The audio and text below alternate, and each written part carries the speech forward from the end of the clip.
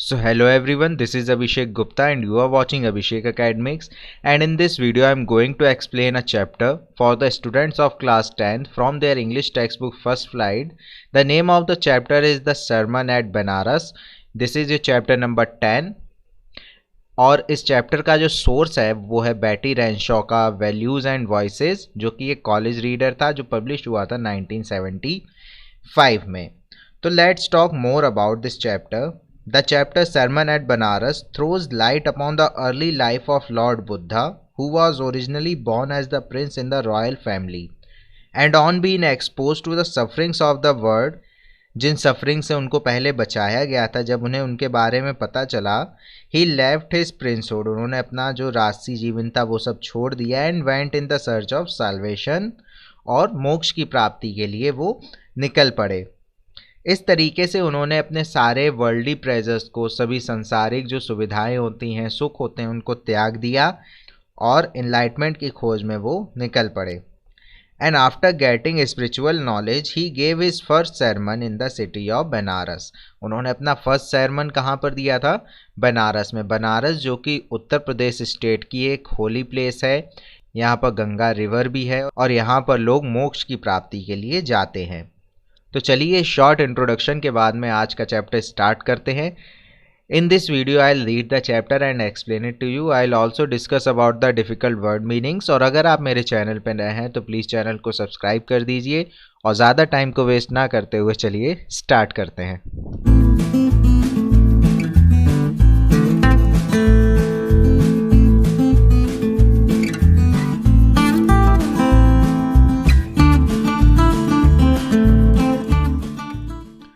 Gautam Buddha, 563 BC to 483 BC, began life as a prince named Siddhartha Gautama in northern India. At 12, he was sent away for a schooling in the Hindu sacred scriptures, and 4 years later he returned home to marry a princess. They had a son and lived for 10 years as befitted royalty. Here, sacred means embodying the laws of doctrines of a religion and scriptures are the sacred writings of a religion. In short हम लोग यहाँ पर कह सकते हैं scriptures यहाँ पर refer हुए हैं हमारे वेदास के लिए. And befitted means be appropriate for or suitable. So इस स्टेंजा में हमें राइटर ने बताया है कि गौतम बुद्धा का जो बर्थ है वो हुआ था 563 बिफोर क्राइस्ट एंड उनकी डेथ हुई थी 483 before Christ. He was born to a North India royal family as a prince and was named Siddharth Gautam. उनका जो जन्म है वो नॉर्दर्न इंडिया में एक फैमिली में हुआ था, जहाँ पर उनका जन्म एक प्रिंस के रूप में हुआ था और उनको नाम दिया गया था सिद्धार्थ गौतम. आफ्टर दैट जब वो 12 साल के थे तो उन्हें अपने घर से दूर भेज दिया गया था स्कूलिंग के लिए, जहाँ पर उन्होंने हिंदू सैक्रेड स्क्रिप्चर्स के बारे में जाना और सीखा. और उसके 4 साल बाद वो वहाँ से लौट कर आए और वहाँ से लौटने के बाद उन्होंने क्या किया, एक प्रिंसेस से शादी करी. Soon they both had a son and they continued to live the royal life for about 10 years. जल्दी ही उनको एक सन हो गया, एक बेटा हुआ और उन्होंने 10 साल तक एक रॉयल लाइफ जी. At about the age of 25, the prince, heretofore shielded from the sufferings of the world, while out hunting chanced upon a sick man, then a aged man, then a funeral procession, and finally a monk begging for alms. So the royals were shielded from the unpleasant experience of the world. जो royals होते थे, जो राजघराने के लोग होते थे, उनको क्या किया जाता था, जो सफरिंग्स होती हैं वर्ल्ड की, जो कष्ट होते हैं इस संसार में, उनसे उन सबको दूर रखा जाता था, उनसे बचा कर रखा जाता था. इसी तरीके से जब तक सिद्धार्थ गौतम 25 ईयर्स के नहीं हो गए थे, सिद्धार्थ गौतम को भी सफरिंग्स ऑफ द वर्ल्ड से बचा कर रखा गया था. बट एक दिन क्या हुआ, जब वो शिकार पर निकले तो बाई चांस उनको एक वहाँ पर सिक मैन देखने को मिला. फिर जब वो आगे बढ़ते हैं तो उनको एक बूढ़ा आदमी देखने को मिलता है और आगे बढ़ने पे उनको एक फ्यूनरल देखने को मिलता है, एक अंतिम यात्रा इंसान की जा रही होती है. और फाइनली उनको एक साधु मिलता है जो कि बैग कर रहा था फॉर एम्स. एम्स क्या होता है? Money for food given to poor people. गरीब लोगों को खाना खाने के लिए जो पैसा दिया जाता है उसको एम्स कहते हैं. हम लोग यहाँ पर उसको भीख भी बांध सकते हैं. तो रास्ते में उन्होंने क्या देखा, एक बीमार आदमी एक बूढ़ा आदमी, एक मरे हुए आदमी की अंतिम यात्रा और एक साधु जो कि भीख मांग रहा था। ये सभी सफरिंग्स थी इस संसार की। हम सबको पता है कि बुढ़ापा एक बहुत ही कष्टदायक चीज़ होती है, मौत एक दिन सभी को आनी है। साधु जिनके पास खाने को नहीं होता है वो भीख मांगते हैं, और बीमारी तो सभी को परेशान करती ही रहती है। These sights so moved him that he at once became a beggar and went out into the world to seek enlightenment. Enlightenment is a state of high spiritual knowledge concerning the sorrows he had witnessed. So these experiences acted as eye openers for him, and thus he left all the royalty behind to seek the higher sense of spiritual knowledge. ये जो sites उसको देखने को मिली वो उनके लिए बिल्कुल आंखें खोल देने वाली थी। उन्हें इनसे संसार की सच्चाई का पता चला, और इस संसार की सच्चाई को जानने के बाद उन्होंने सारा घर बार त्याग दिया और वो स्पिरिचुअल नॉलेज को गेन करने के लिए वहाँ से निकल पड़े। He wandered for 7 years and finally sat down under a fig tree, where he vowed to stay until enlightenment came, enlightened after 7 days. He renamed the tree the Bodhi tree, the tree of wisdom, and began to teach and to share his new understandings. Here wandered means to move without a fixed course, बिना किसी ज्ञान के बस इधर उधर भटकते रहना। Vowed means solemnly promise to do specified things, मतलब किसी चीज को करने का प्रॉमिस कर लेना या फिर शपथ ले लेना। तो जब उन्होंने इनलाइटमेंट के लिए, हाई स्पिरिचुअल नॉलेज को गेन करने के लिए अपने घर को छोड़ा, तो वो 7 साल तक इधर उधर घूमते रहे, और फाइनली वो एक पीपल के ट्री के नीचे बैठ गए, जहाँ पर उन्होंने ये प्रॉमिस किया अपने आप से, ये शपथ ली कि वो वहाँ तब तक रहेंगे जब तक कि उनको हाई नॉलेज ऑफ स्पिरिचुअलिटी नहीं मिल जाती। 7 दिन वहाँ रुकने के बाद उनको ये नॉलेज गेन हो जाती है, और उसके बाद वो क्या करते हैं, जिस ट्री के नीचे वो बैठे थे वो उस ट्री को रिनेम कर देते हैं बोधि ट्री के नाम से, जिसका मतलब होता है ट्री ऑफ विजडम। और वहीं पर बैठ के वो क्या करने लगते हैं, लोगों को सिखाने लगते हैं और उनके साथ अपनी अंडरस्टैंडिंग्स को शेयर करने लगते हैं जो कि उन्होंने स्पिरिचुअलिटी के बारे में सीखी है। At that point he became known as the Buddha, the awakened or the enlightened. The Buddha preached his first sermon at the city of Banaras, most holy of the dipping places on the river Ganga. That sermon has been preserved and is given here. It reflects the Buddha's wisdom about one inscrutable kind of suffering. Preached means to deliver a religious address to an assembled group of people, and sermon means a talk on religious or moral subject. And dipping places are bathing, जहाँ पर हम लोग नहाने जाते हैं या डुबकी लगाने जाते हैं। और होली मीन्स क्या होता है, सैक्रेड, मतलब धार्मिक जगहों पर। Inscrutable means something which can not be understood, जिसको समझा ना जा सके। तो अब क्या होता है, जब सिद्धार्थ गौतम इनलाइटेंड हो जाते हैं तो लोग उन्हें बुद्धा के नाम से पुकारने लगते हैं। तो बुद्धा ने क्या किया था, अपना फर्स्ट सरमन यानी अपना जो पहला उपदेश था वो सिटी ऑफ बनारस, जो कि एक होली सिटी है उत्तर प्रदेश की, जो कि गंगा रिवर के तट पे बसी हुई है। वहाँ पे लोग डुबकी लगाने जाते हैं ताकि उनको मोक्ष मिल सके।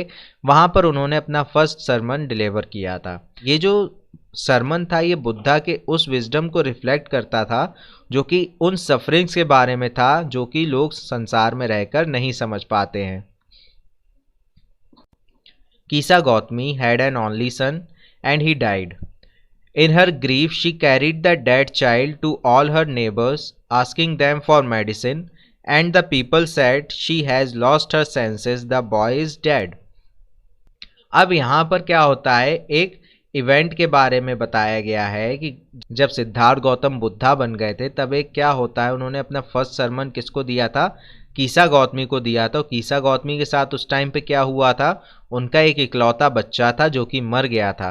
और कीसा गौतमी उसके दुख में इतनी ज़्यादा पागल सी हो गई थी कि वो अपने बच्चे को लिए लिए सभी पड़ोसियों के पास जाती थी और उनसे कहती थी मेरे बच्चे के लिए मेडिसिन दे दो। तब लोग क्या कहते थे कि लगता है वो पागल हो गई है, उसने अपने सारे सेंसेस को खो दिया है, ये लड़का तो पहले ही मर चुका है, मरे हुए को दवाई कैसे दी जा सकती है।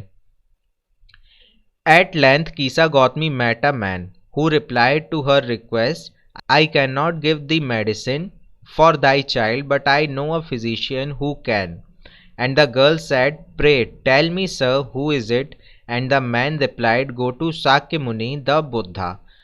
थोड़ी दूरी पर जब कीसा गौतमी अपने बच्चे को लेकर ऐसी घूमती रहती है और सबसे मेडिसिन मांगती रहती है, तो उसको एक आदमी मिलता है और सभी की तरह वो उससे भी रिक्वेस्ट करती है कि प्लीज़ उसके लिए मेडिसिन दे दो। तो वो इंसान क्या रिप्लाई करता है, वो कहता है कि मैं आपके बच्चे के लिए मेडिसिन नहीं दे सकता, पर मैं ऐसे एक फिजिशियन को जानता हूँ जो कि आपके बच्चे को मेडिसिन दे सकता है। इस पर कीसा गौतमी उनसे रिक्वेस्ट करने लगती हैं कि प्लीज़ मुझे बताइए सर कि वो कौन है जो मेरे बेटे को मेडिसिन दे सकता है। तो जो मैन था वो उनको रिप्लाई करता है कि गो टू साक्य मुनि, आप साक्य मुनि के पास जाइए जिनको लोग बुद्धा नाम से भी जानते हैं, वो आपके बेटे के लिए मेडिसिन दे सकते हैं।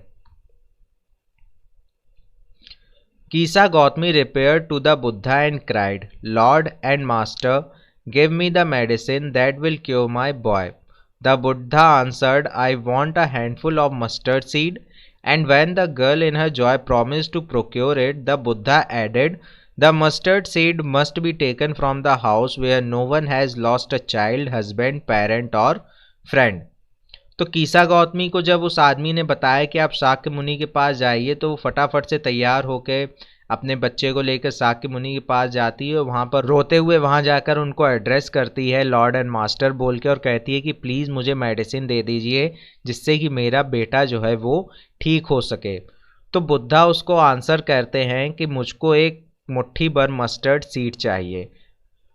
और जब लड़की फटाफट अपनी खुशी खुशी में ये प्रॉमिस कर देती है कि वो उन मस्टर्ड सीड्स को ले आएगी, कलेक्ट कर लाएगी, तो बुद्धा उसमें अपनी बात को आगे बढ़ाते हुए कहते हैं कि मस्टर्ड सीड जो हैं वो ऐसे घर से आने चाहिए जहाँ कोई भी इंसान अभी तक ना मरा हो, या जिस घर ने अभी तक कोई भी बच्चा, हस्बैंड, पेरेंट और फ्रेंड ना खोया हो, अर्थात उसमें किसी की मृत्यु ना हुई हो। Poor Kisa Gautami now went from house to house, and the people pitied her and said, Here is mustard seed, take it. But when she asked, Did a son or daughter, a father or mother die in your family? They answered her, Alas, the living are few, but the dead are many. Do not remind us of our deepest grief. And there was no house, but some beloved one had died in it.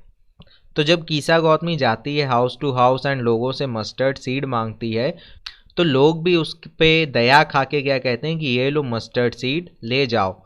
लेकिन उसके बाद में कीसा गौतमी जब उनसे पूछती है कि क्या उनके घर में किसी बेटे या बेटी, फादर या मदर की मृत्यु तो नहीं हुई है, तो वो लोग आंसर करते हैं कि living are few but the dead are many. जिंदा तो बहुत कम लोग हैं परंतु मृत्यु कई सारे लोगों की हो चुकी है, और हमें अब उनके दुख के बारे में याद मत दिलाओ। ऐसा कोई घर नहीं है जिसने अपने बिलव्ड वन को खोया ना हो। अब यहाँ पर लोग ऐसा क्यों कहते हैं कि living are few but the dead are many? Because जो डेड लोगों की संख्या होती है वो हर घर में लिविंग से ज़्यादा होती है। आप अभी जिंदा हैं, आपके घर में जीवित लोगों की संख्या देखी जाए तो 5, 6 या 10 लोग निकलेंगे, जिसमें आपके मम्मी पापा, भाई बहन और आपके अंकल्स एंड आंट्स शामिल होंगे। बट अगर हम डेड लोगों की बात करें तो उसमें बहुत सारे निकलेंगे, जिसमें आपके फादर के फादर या दादे परदादे, उनके दादे परदादे और हमारे 4 फादर्स शामिल होंगे। तो इसीलिए वो लोग कहते हैं कि जिंदा लोगों की संख्या तो बहुत कम है परंतु डेड लोगों की संख्या बहुत ज़्यादा है। Kisa Gotami become weary. Weary means here tired and hopeless, and sat down at the wayside watching the lights of the city as they flickered up and were extinguished again.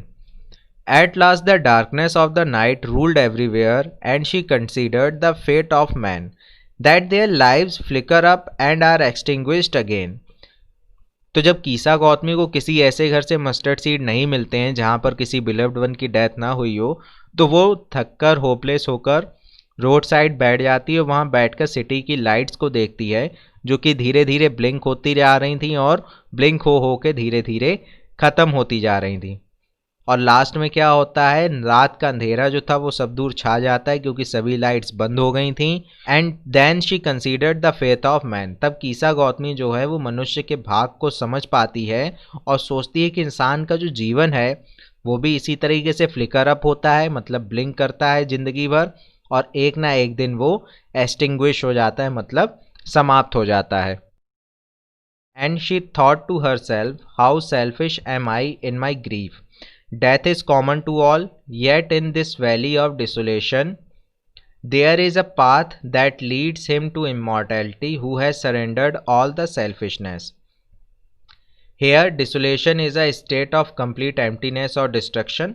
तो जब कीसा गौतमी की सारी उम्मीदें खत्म हो जाती है और वो लाइट्स को देख रही होती है कि किस तरीके से लाइट्स ब्लिंक कर कर एक्सटिंग्विश हो जाती हैं, तब वो अपने आप में ये सोचती है कि वो कितनी ज़्यादा सेल्फिश हो गई थी अपने दुख में, और उसको ये एहसास होता है कि जो डेथ है वो सभी के लिए कॉमन है। और फिर वो ये सोचती है कि इस वैली ऑफ डिसोलेशन, मतलब इस एम्प्टीनेस, इस डिस्ट्रक्शन की हालत में भी एक रास्ता ऐसा भी है जो कि इंसान को इमॉर्टैलिटी की तरफ ले जाता है, और इमॉर्टैलिटी की तरफ वही इंसान जा पाता है जो कि सरेंडर हो जाता है ईश्वर की इच्छा के प्रति और अपनी सारी सेल्फिशनेस को त्याग देता है। तो जब कीसा गौतमी को इस बात का एहसास हो जाता है, then the Buddha said, the life of mortals in this world is troubled and brief and combined with pain, for there is not any means by which those that have been born can avoid dying. After reaching old age there is death. Of such a nature are living beings, as ripe fruits are early in danger of falling, so mortals when born are always in danger of death. तो यहाँ पर Lord Buddha हमें बताते हैं कि जो mortals का जीवन है वो ब्रीफ है और कंबाइंड है पेन के साथ और ट्रबल्स के साथ, मतलब उसका जीवन छोटा भी है और उसके जीवन में कष्ट भी हैं, और ऐसा कोई भी मीन्स नहीं है, ऐसा कोई भी रास्ता नहीं है जिससे कि वो इन सब चीज़ों को टाल सके और अवॉइड कर सके मृत्यु को। यहाँ पर लॉर्ड बुद्धा कहना चाहते हैं कि जिस इंसान ने जन्म लिया है उसको एक ना एक दिन मृत्यु को प्राप्त होना ही है, उसको एक ना एक दिन मरना है। After reaching old age there is death, और वो कहते हैं कि जब आप ओल्ड एज में पहुंच जाओगे, जब आप बूढ़े हो जाओगे, तब अंत में भी आपको मृत्यु ही प्राप्त होगी। और वो कहते हैं कि जिस तरीके से राइप फ्रूट्स, पके हुए फ्रूट्स जो होते हैं उनमें हमेशा डेंजर रहता है कि वो पेड़ से नीचे गिर जाएंगे, इसी तरीके से मॉर्टल जिन्होंने जन्म लिया है वो भी हमेशा इस डेंजर में रहते हैं कि उनको एक ना एक दिन डेथ आ जाएगी। As all earthen vessels made by the potter end in being broken, so is the life of mortals, both young and adult, both those who are fools and those who are wise, all fall into the power of death, all are subject to death. तो गौतम बुद्धा अपनी बात को आगे बढ़ाते हुए कहते हैं कि जिस तरीके से एक पॉटर के द्वारा, एक कुम्हार के द्वारा बनाए गए जितने भी अर्दन वेसल्स होते हैं, घड़े या मिट्टी के बर्तन होते हैं, तो उनका जो एंड है वो एक ही तरीके से होना है कि वो अंत में आकर किसी ना किसी दिन टूट जाएंगे। उसी तरीके से इंसानों की लाइफ है, जिसने एक बार जन्म लिया है उसका एंड भी डेथ पर ही होना है। फिर वो कहते हैं चाहे यंग हो, चाहे एडल्ट हो, छोटे हों या बड़े हों, चाहे फूल्स हो या फिर समझदार हों, सभी को एक ना एक दिन मृत्यु आनी है और सभी मृत्यु के पात्र हैं, सभी का जीवन मृत्यु पे ही समाप्त होना है। Of those who overcome by death depart from life, a father cannot save his son nor kinsman their relations. Mark, while relatives are looking on and lamenting, deeply one by one mortals are carried off like an ox that is led to the slaughter. So the world is afflicted with the death and decay, therefore the wise do not grieve knowing the terms of the world. तो इस stanza में गौतम बुद्ध कहते हैं कि सभी को मृत्यु एक ना एक दिन आनी है, कोई भी पिता अपने बेटे को इससे बचा नहीं सकता, कोई kinsman, kinsman means a man who is one of a person's blood relation, blood relative जो होते हैं उनको किन्समैन कहते हैं, और कहते हैं कि कोई भी रिलेटिव अपने रिलेशंस को डेथ से नहीं बचा सकता है। और फिर वो कहते हैं कि मेरी ये बात मार्क कर लो कि जब रिलेटिव्स लैमेंटिंग करते हैं, मतलब अपने डिसअपॉइंटमेंट को एक्सप्रेस करते हैं, अपने रिग्रेट को एक्सप्रेस करते हैं, तो बिल्कुल इस तरीके से होता है जैसे कि एक किसी ऑक्स को जिसको स्लॉटिंग के लिए ले जाया जा रहा हो, मतलब किसी ऑक्स को आप खाने के लिए मार रहे हैं या किसी एनिमल्स को आपको खाना है और आप उसको मार के खा रहे हैं और फिर उसकी मृत्यु पे पछतावा कर रहे हैं, तो ये सब बिल्कुल वैसा ही है कि आप किसी रिलेटिव की मृत्यु पर पछतावा करें, क्योंकि मौत तो एक ना एक दिन सभी को आनी है। तो फिर वो कहते हैं ये जो वर्ल्ड है ये एडवर्सली अफेक्ट हुआ है इंसान की डेथ से। Therefore the wise do not grieve knowing the terms of the world. तो और फिर वो कहते हैं कि इसीलिए जो समझदार लोग हैं, जो कि संसार के नियमों को समझते हैं, वो कभी भी ग्रीफ नहीं करते हैं किसी इंसान के जाने पर, क्योंकि उनको पता है कि मृत्यु एक ना एक दिन सभी को आनी है। Not from weeping nor from grieving will any one obtain peace of mind. On the contrary his pain will be greater and his body will suffer. He will make himself sick and pale, yet the death are not saved by his lamentation. He who seeks peace should draw out the arrow of lamentation and complaint and grief. He who has drawn out the arrow and has become composed will obtain peace of mind. He who has overcome all sorrow will become free from sorrow and be blessed. So, according to Lord Buddha, one should not grieve, weep, or be miserable at something which is bound to happen, for it will keep man away from obtaining peace of mind. अगर आप रोते हो, किसी का दुख मनाते हो, तो आप उससे पीस ऑफ माइंड नहीं पा सकते। किसी के जाने के बाद आप अगर उसकी मृत्यु पर शोक मना रहे हो तो आपको मन की शांति उससे नहीं मिलेगी, बल्कि इससे क्या होगा कि आपका जो पेन है वो और ज़्यादा बढ़ता जाएगा और आपकी बॉडी भी इससे सफ़र करती जाएगी। और आप ऐसा करते करते क्या करेंगे, अपने आप को सिक कर लेंगे, बीमार पड़ जाएंगे और अपने आप को दुखी करेंगे, अपनी बॉडी को नुकसान पहुंचा लेंगे। और इससे क्या होगा, dead are not be saved, और इससे कोई डेड इंसान भी वापस नहीं आ सकता है। आपके लेमेंटेशन से जिसकी मृत्यु हुई है वो वापस नहीं आ सकता। सो इसके बाद गौतम बुद्धा कहते हैं कि it is very important to understand that one must move past feelings like sorrow and grief as it is the only way that leads to the path of salvation। और फिर वो कहते हैं कि अगर आपको मोक्ष की प्राप्ति करनी है तो आपको दुख और लेमेंटेशन का पाथ छोड़ना पड़ेगा, क्योंकि इससे आपको पीस ऑफ माइंड कभी भी नहीं मिलेगी। पीस ऑफ माइंड उन्हीं को मिलती है जो कि ग्रीफ एंड लेमेंटेशन को पीछे छोड़ देते हैं और अपने दिल से बिल्कुल भी दुख को निकाल देते हैं, क्योंकि वो जानते हैं कि संसार में जिसने जन्म लिया है उसको एक ना एक दिन जाना है। और अगर कोई इंसान ऐसा करता है तो वो फ्री फ्रॉम सॉरो हो जाएगा और ईश्वर उसको ब्लेस करेगा और उसको मोक्ष की प्राप्ति होगी। So with this we have come to an end. I hope आपको ये चैप्टर समझ में आ गया होगा। अगर आपको चैप्टर समझ में आ गया है तो प्लीज़ वीडियो को लाइक करिए और अपने फ्रेंड्स के साथ शेयर करिए। अगर आपके पास कुछ सजेशंस है तो please feel free to comment in the comment box.